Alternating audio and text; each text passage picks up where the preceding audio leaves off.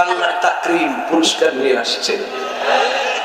111টা দেশের লোকে টক্কর দিয়া বাংলার তাকরিম পুরস্কার নিয়ে আসছে। ঠিক কি না বলে? আমি গতকাল ওয়াজে বলেছি ধর্ম মন্ত্রণালয়কে আমার এই তাকরিমকে সম্বর্ধনা এমন ভাবে দিতে হবে যাতে বিশ্বের মানুষ তাকিয়ে দেখে বাংলার তাকরিম।